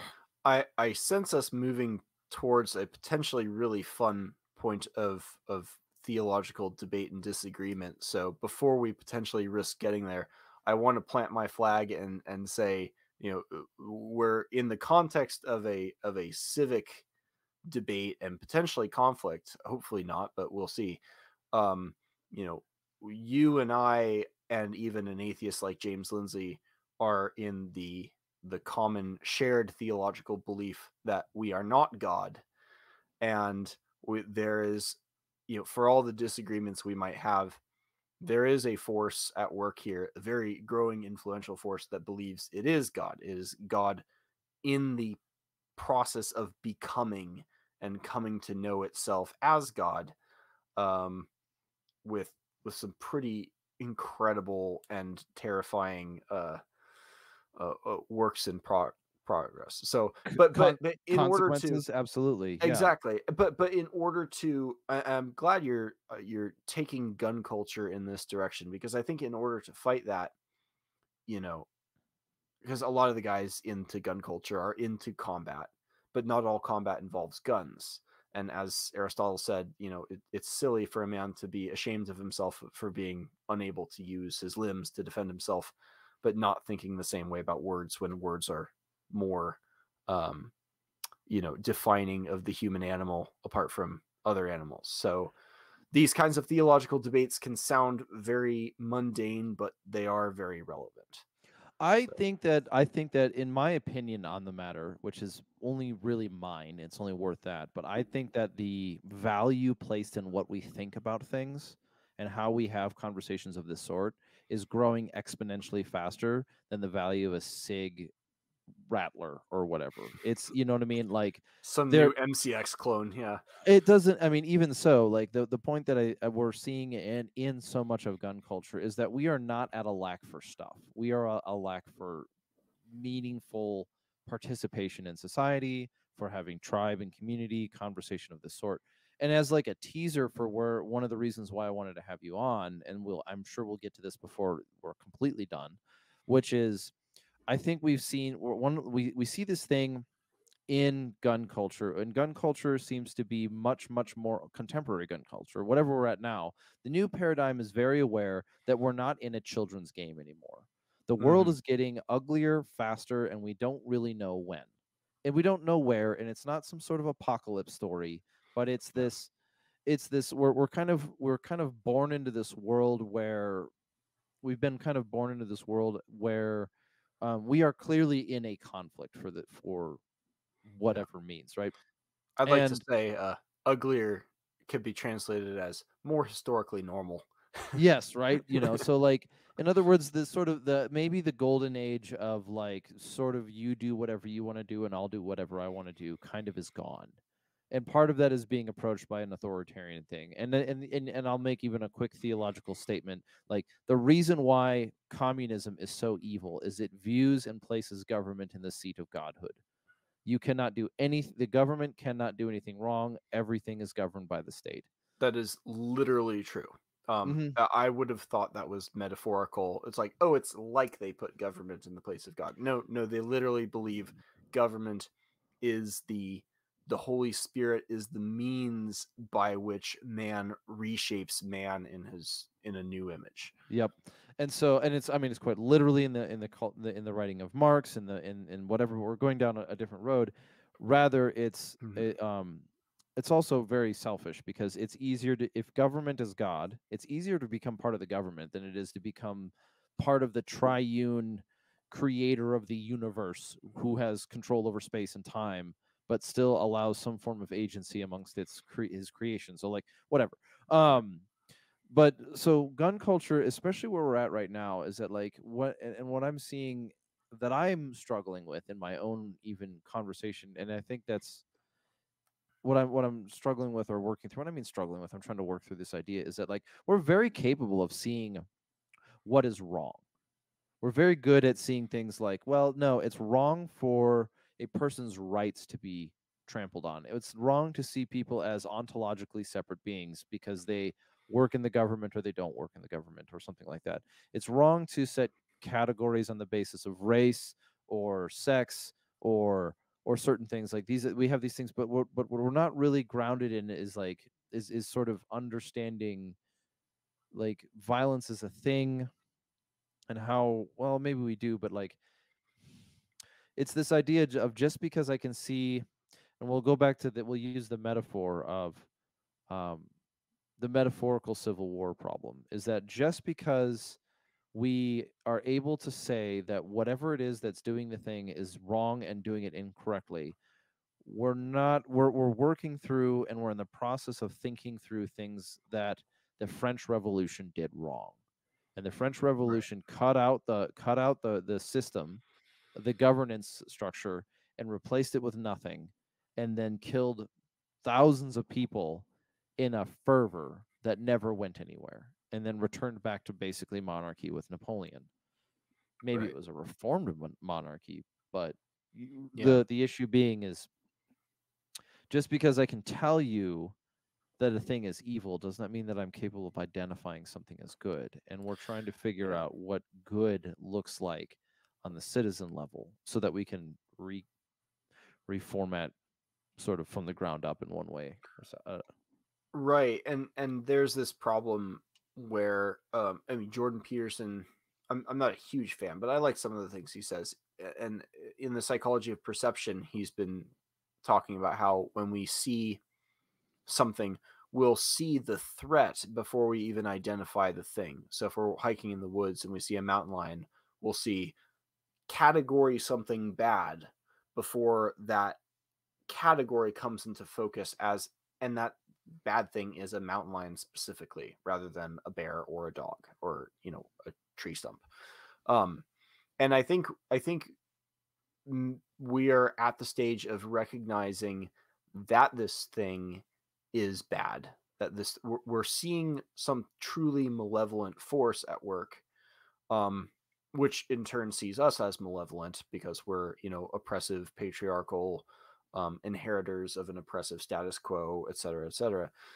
um but it's only recently, and again thanks to people like James Lindsay, um it's only recently coming into focus as far as what this thing actually is. And so it's been very hard for people to identify exactly how to go about fighting it. Do we threaten them on Facebook with weird, like, oh, you can come and try to take it from my cold dead hands kind of lines? Or mm-hmm. do we just vote for a different candidate than them? That doesn't seem to be working very well. Like, what's the correct way to defend ourselves from this and to defend the country that was established on certain principles that we still believe in, we think we're trying to keep going, and how do we defend that from this uh, attack from the inside? And it's hard to do that without identifying it. And so I think a lot of these gun guys are, unfortunately, they're like cobras in a fight with a mongoose. They've got a lot of power, but it's just not the correct kind to deal with the threat that they're up against, and they have to acquire new weapons that are more cognitive and verbal in order to defend themselves than they're used to using. Yeah, I think one of the things we're going to go back to Aristotle really quickly is that one of the things that people within gun culture are, I myself as part of this, and perhaps this is, I can't go down that line. I will say this though. I think, as you said earlier, in reference to Aristotle in his idea of like the complete man, being able to defend yourself physically is one element of the puzzle, but you must also be able to know what you're doing is right and be able to think through that and make that decision properly. Like, Mhm. there's, for a while it was so trendy, and every once in a while this kind of circle goes through. The cycle continues because new people enter into the fold, and then we kind of roll our way through it. And some people move at different rates and come to different conclusions and find themselves in different camps. It's just how it happens. But Right. there, you see this kind of thing go, well, it's like, well, I'd rather be judged by 12 than carried by 6 mentality. Like, okay, that's a very low resolution argument of someone trying to say, I would rather I'd rather be judged by a so-called jury of my peers than just die. And that's sort of a Yeah. honor culture reference, but there's also something else to it. Well, it's also a false binary and a way to dismiss any potential opportunity to look for a third and better alternative than either of these two bad options, because both standing in court and being dead are arguably both bad. So, Sun Tzu famously said, the highest form of generalship is defeating one's enemies without ever fighting. And there's this idea that, like, there's something ignoble about that. Mhm. Um, and perhaps at an individual, like, warrior ethos honor level, that might be true. But if you balance that against care for the future of your children and your country, there are other values at play and other things at stake rather than just, how you feel about your, you know, martial spiritual integrity. Yeah, well, that's where we're at right now too, because the thing that is under attack in many ways, and I actually don't want to use the word under attack, but the avenue of approach, or the thing that's being probably most effectively wielded against people, is this statement, this sort of pressure combined with a statement to inform you that you don't have rights, that you're not actually a human person. You are actually just an object of utility that can achieve happiness, as opposed to being, Mm, you are not a citizen. You are more of a subject. That your goals, your primary you're a apparatus, you're a part of a system.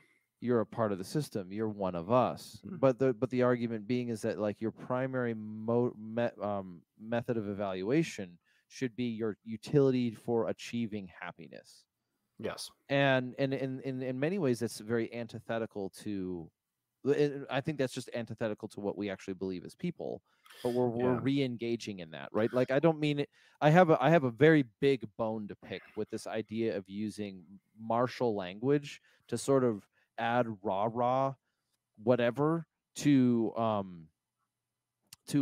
like an intellectual argument. And so, like, oh, our our citizenship is under attack. Like, what do you mean it's under attack? Because if it's under attack and you believe in the right to self-defense, then it is your moral duty to respond in kind, not explain that we're under attack. And you see this a Right. lot. You see this so much, and this is, like, as a Christian criticizing Christian literature, I see this so much, where Christian literature starts with this attitude that, like, Christianity or men are under attack. Now go lie down and take it, because Yes. you got to be, well, it starts with, like, Christianity's under attack, so go be. And let me rephrase this. It completely blows its shit out of the water, which drives me mad. It tells you that you're under attack, and the solution is to basically internalize everything and fix yourself. And it's like, well, Mm, neither is that theological. Neither is that theologically solvent with Christianity, which is that all the solution to all things is Christ. Nor, but it says it is somebody else that's doing something to you, and it's your job to fix yourself. And it's like, well, no. what's the threat when Christian authors talk about Christian men being under attack? Are they concerned, as Augustine would say, that some people who are going to die anyway would die a little bit sooner? Or is the attack that they are concerned about the danger to your immortal soul, to your connection with God and your possibilities for salvation. Because if that's secured, if you die, like, not to be too fatalistic about it, but like, what's the problem? Yeah, usually the attack is something like society doesn't like it, or people Right. are being tempted away from it. So the threat is the peer pressure to push Christians away from Christianity, perhaps subtly, perhaps overtly. Hmm. C.S. Lewis seemed to think that the overt stuff was actually less of a threat than the subtle stuff. Um, Hmm. but I mean, within that context of identifying the nature of the threat, then, and I get the sense that actually a lot of Christian men are very dissatisfied with this. We're under attack, so we should pray about it. But if the threat is not exactly what's happening to our country, but rather what's happening to our souls and what's happening to our connection with God, like, isn't prayer actually close to the proper response? Yeah, I there is an element where they match, and that is if we're talking about a threat of sorts being there are there are things which are pushing that are trying to pull people away from the truth. Let's just say the truth. And part of the access to the truth is communion with God through prayer. Then yes, that would be a solution. But I don't think that's the argument that's being made. I really don't. I think the argument is Okay. being made that it is not vogue to be a Christian anymore, and that is one format of saying it. It is not in vogue or whatever to be a Christian, and there are that in combination of deliberate, um, not oppression, but what's the other word? It starts with a Persecution? P. There's potential and present persecution in conjunction with the lack of like interest in it or whatever it is, Mhm. and sort of the identification of a man who's been defeated by the world is a kind of a fat, lazy, passive man who sort of goes to church maybe on Sundays or just kind of goes about his life with other priorities. And I really don't see that like and the challenge being within the church is that I don't really see that being the case. I think that the case is that we've adopted a sort of dualism that has neglected parts of the Bible, especially compelling parts where like even reflected by theologians like Calvin, which would be like knowledge not acted is knowledge not known, which is this idea of like in the book of James 2, it also says in the book of James that faith without works is dead. And so there is no practical application, or in even then the application of your Christian faith in your daily life through the Right. choices that you make is sort of a flavor text to what other things that you already do, as as Mm. as opposed to it being something that is the foundation. Like I do not do things because they are good. I'm a Christian in addition to a mechanic or a whatever, and it's like, yeah, which one's more important? And so Yeah, these are it's some. more of I'm a kind of social identity. yeah. It's perhaps the attack is that less people are socially identifying as Christians, and so Mm. that is giving some people more salt than is justified. Because Yeah. I'm scooping in a whole bunch of authors together. But the challenge that is presented in so much of this Christian language, but here's the other part where it translates to as well. So much of therefore gun culture, not therefore, but so much of gun culture in conjunction with maybe some right wing rhetoric in conjunction with um, Christian literature as well, the masculinity movement, or Mm. whatever that's called, the manosphere, whatever, because we got words for these things now, but they're not Right. perfect. Is that what's more important is that you recognize that we're under attack, but don't you fight back because that's mean. Yeah. Well, this sort of goes back to, not to keep beating a dead horse here, but the Ryan Holiday point. There are certain things that are very good for marketing, and fear and outrage are always going to be good points. I think if you would permit a pagan to put words in C.S. Lewis's mouth, um, uh, I think C.S. Lewis, from reading Screwtape Letters, would say, perhaps all this news that's trying to persuade you that we're under attack is itself a distraction, is itself a kind of, drawing you away from that. Now, I am of the opinion that there is a serious conflict going on, and it's worth being aware of. It's worth participating in, even, and doing your part for the not just as some kind of duty, but it can actually be fun. There are other things that are important to do, and to not lose sight of your family, your job, your hobbies, touching grass, all that good stuff. But at the end of the day, we are social animals, and there are fights to be had, and you can participate in them, and it's fun. Is it as fun as Winston Churchill spoke of being shot at without effect? Maybe not, but it's something that's a little more accessible, and you can learn how to engage with this and to have a sort of effect for good. But from the Christian view, um, if the important thing is retaining that connection with God, all this talk about how Christians are under attack, that seems like an invitation to view Christianity and Christian faith as a utilitarian means to some civic end, which is not a very good place to be spiritually, I would imagine. Very much so. I think you're hitting the nail on the head there. Is that the there's this. I know I'm going to try to depart from the Christian conversation a little bit, but there is I'm sorry, from the Christian specific part, but there is this conflict within a microcosm of the Christian sphere, which is trying to address this idea of Christian nationalism. And That's it totally not a fed up. it's well, no, it's not well, one, it's not in certain elements. But Adrian Vermeulen definitely is. I'll say that. I am not familiar with him. There are some legit Christian nationalists. I respect Vox Day very much. Yeah, I mean, if, I guess one of them would be Rigney, which was he was the president of Bethlehem Seminary, which is the seminary that was started mostly by John Piper, who has had a vast influence in the Christian world in the last half century. And then another one would be Douglas Wilson. And Oh, yes. when you listen to them talk about Christian nationalism, it's a very different thing than when people talk about nationalism on a colloquial scale. I'm not going so far as to like defend it or argue for it. That's really not the purpose of this conversation. Yeah.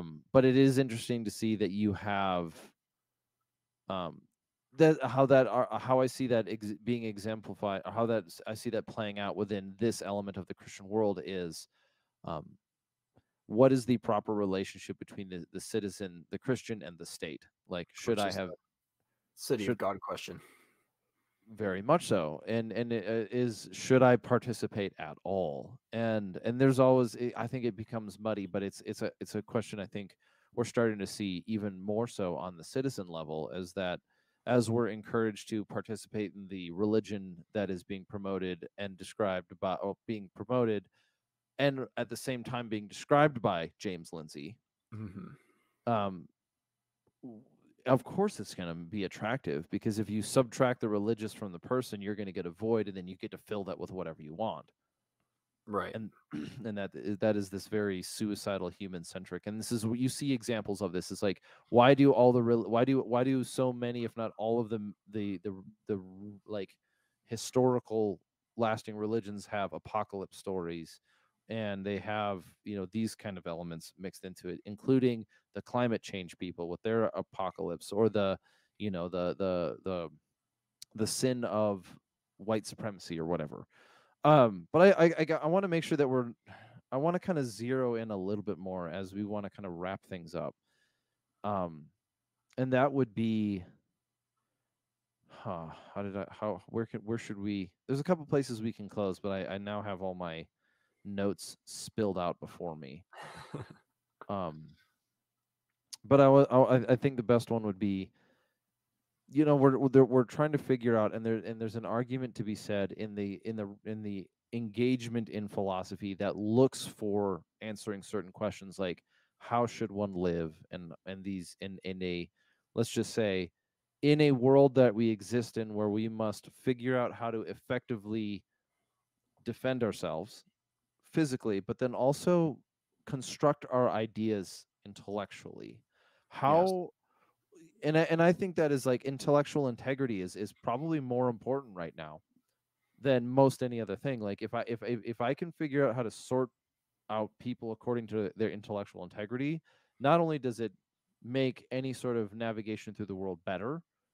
Take Twitter, for example. Like, okay, there are certain things that you can say on Twitter that I will immediately assume that you do not fit within the category of having intellectual integrity. Sounds a little quick, but okay. That's what Twitter is for, is to permit those people to flag themselves for you. Yeah, right. It's there's a. I'm not trying to convince you. I don't care about what you think. Yeah. But Um, or are you asking me how to go about living that way? hey, Or so I guess maybe I'm not asking for you to give me an entire ethical construct of of how we should then live.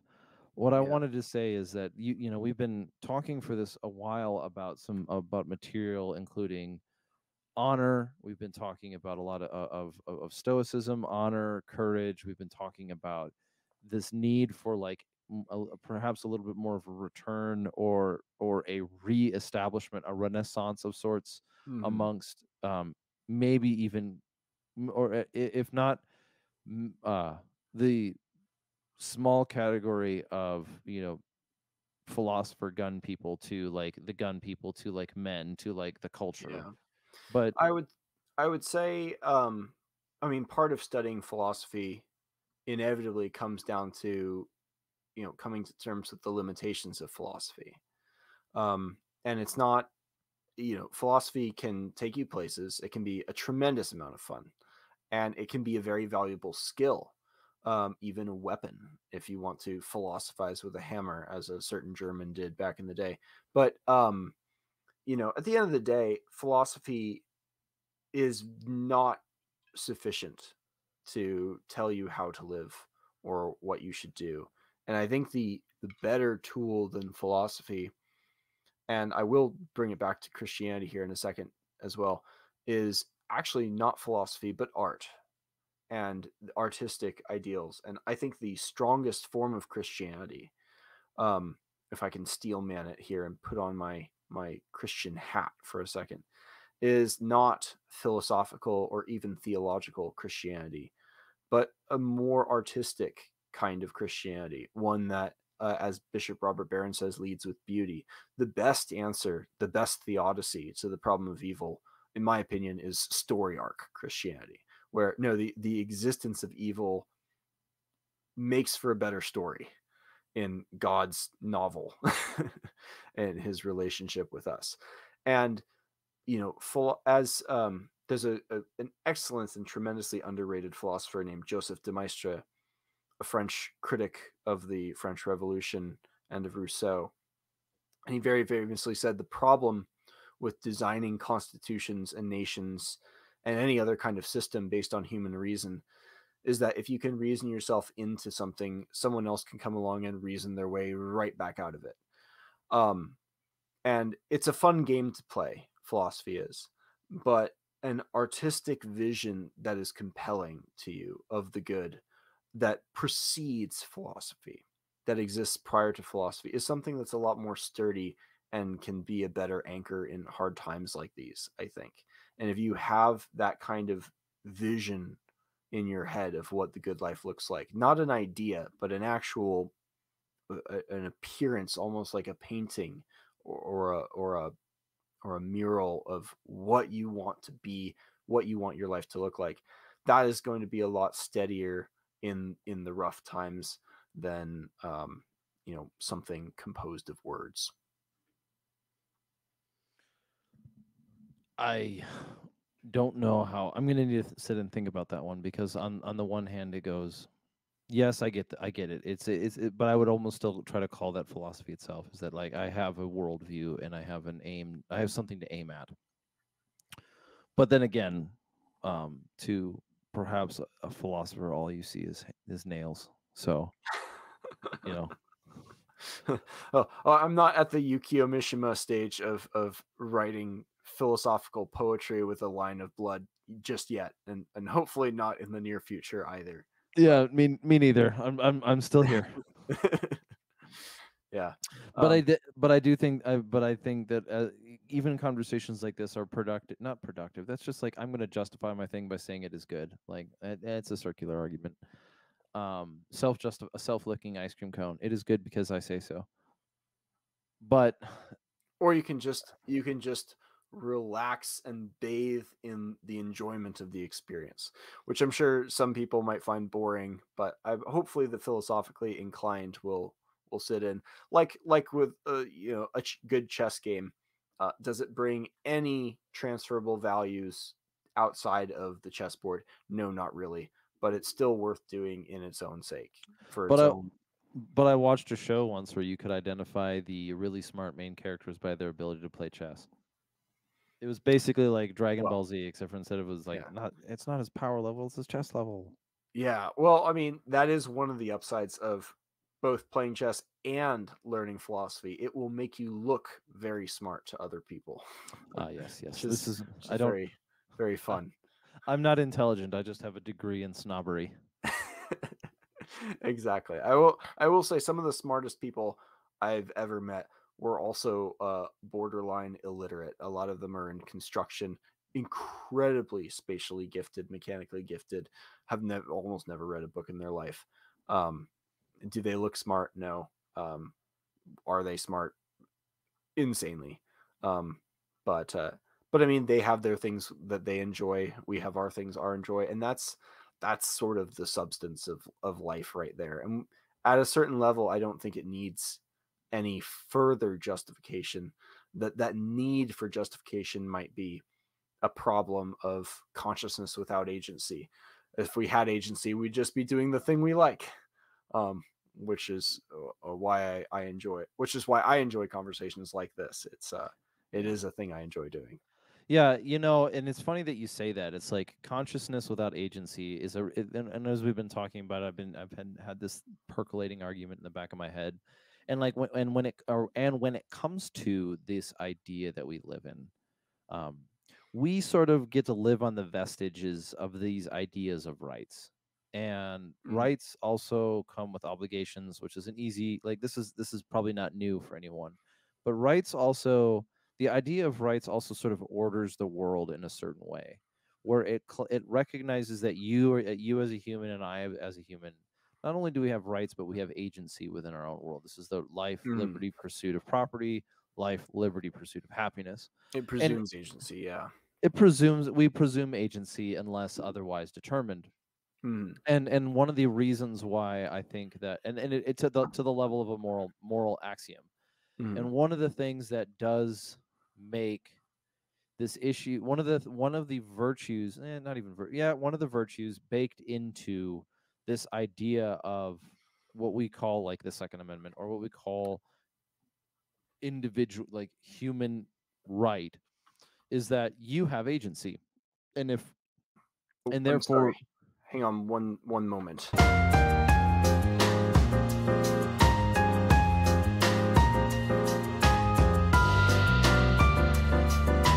resuming where I was at, there the moral, I might have to even go back a little bit, but we'll start here. The moral argument that I'm making is that individuals, part of this thing that's baked into the cake of you being a human being and me being a human being, is we recognize we have rights and that there's a certain amount of agency. And the idea that we live in a world where someone is trying to take you and make you take away some of your agency is part of the moral problem. The when the In the world that we live in right now, the people who are advocating for the confiscation of firearms are the actors, the aggressors, and in a process of dehumanizing you through restricting you of your agency. You and Mm, I can get together and feel chummy about that, but that is one piece of equipment, that is one piece of information, and one right. iota item that I think is really important for us in our culture to recognize. And that kind of that Yeah. is that piece of armor and that piece of equipment that you carry with you, recognizing that that person who's arguing with you to tell you that you're not allowed to have that because of government bureaucracy is saying that you're less human, and your desire to be an acting agent within your environment is not an immoral thing, but rather the exemplar of civic duty. So Right. It's a threat to dignity, and it might not even be the same people. Many of these sort of neo-Marxist types are very pro-gun, at least for themselves. And many of the anti-gun people are not Marxists, but just technocrats who want to have an efficient system that everyone fits in. But that's almost the more dehumanizing position. mhm. um, the Marxist position might be satanic, but at least it has a concept of humanity there. um, Whereas the technocrats are more like, oh, we're all behavioral economists. You're all irrational anyways. You don't have free will. You don't have agency, which means these rights don't really make sense anyways. And we Yeah. can just Jonathan Gruber them away through tortured language and whatnot. And child activists. Wouldn't it be nice if you were less of a person and more of a number? How wonderful would that be? You'd It be would so happy. it would make our numbers, our system, so much more controllable. Yeah. Uh, You will own nothing and be happy. yes, yes. Which I'm told is disinformation, but that might be disinformation too. Well, yeah, let's if you want to get yeah, let's not get into epistemology tonight, okay? Let's not do that. We've had a couple conversations about talking about specifically Oh that yes. like the difference of the access to information versus the evaluation of information, but let's not do epistemology right now because let's call it a night. Maybe we Okay. should have you on again sometime. I would not be opposed to it. Thanks so much for having me. It's been an absolute pleasure chatting. Great. No, thank you very much. So then, just to wrap things up, as I do my like, oh, Mary Poppins clap. Just to wrap things up, where again, if you want people to find you, where do you want them to find you at? Instagram is probably the best place, which is a sad sentence to utter. But my handle is caffeine and philosophy. The blog is caffeineandphilosophy.com, where all four of my books are. The Hero and the Man is the best one in my opinion. That's my homage to Homer. Then there's Holy Nihilism, which is my argument against Christianity. There's Letter to Onwe, which is a intergenerational spiritual book, kind of sorts. And then there's In Defense of Hatred, which is a fun one that everyone seems to like, even though it's probably not my best one. Okay. Um, Well, I'm definitely going to have to give your what do you call it, holy nihilism. yes. That is going to be an interesting one because I do take I take an ethical claim against nihilism, and then of course there's other things we'll have So to get to. I have to clarify this. The title is not advocating nihilism. It's descriptive. It's Oh. descriptive, and it says the functional nihilism, that is what I believe to be at the end of authentic, true Christianity, is because of its nihilistic nature. It's not proper nihilism, but it's sort of functionally close to that in application. Um, might be reason to reject it, though not if it's true. If Christianity is true, then its functional nihilism would be irrelevant, I argue, and it would still be better to be a Christian. Ah, well, it almost sounds a little bit like what's his name's box? I forget. Um, the gamble, you know, the who's its it doesn't matter. I'll remember his name for the next time. So now It's we late have over here too. yeah, well, I think we're in the same time zone. So other than that, Yeah. well, this has been great. We're closing out then.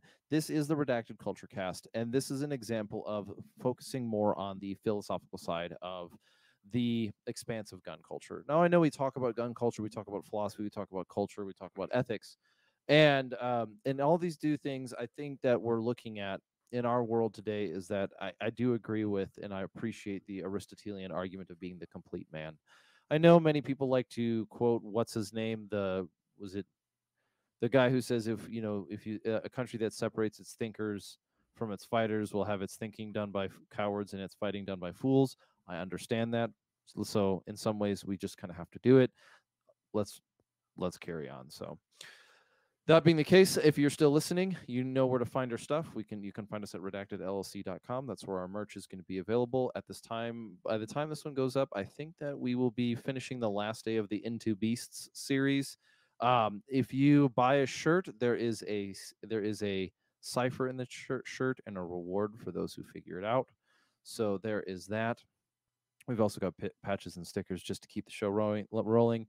If you just want to support us outright, or maybe get a little bit ahead of the game when we do this discussion room, when it comes to maybe a little bit more rigorous books instead of like an inspirational book group, something good literature, head over to redactedculture.locals.com. Other than that, it's been great to have you listening to us.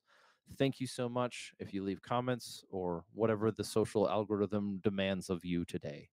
As far as we know, we're shadow banned enough that the best way that we actually get out still is actually just being shared, word of mouth. So thank you very much. This has been C.B Robertson, and thank you for being a part of the show. We Thanks so will much for having me. absolutely. We'll talk to you soon.